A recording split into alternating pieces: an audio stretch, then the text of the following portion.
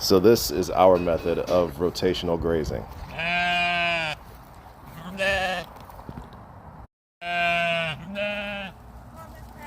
Every Monday we move them to the next paddock to help with parasite load and to allow the pasture to rest.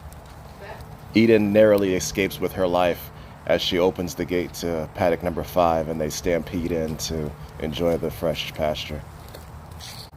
It's another hectic and chaotic morning on Mad Hatter Farms, but someone's got to do it. It was a long, treacherous journey, and thankfully, nobody got hurt. Like and subscribe.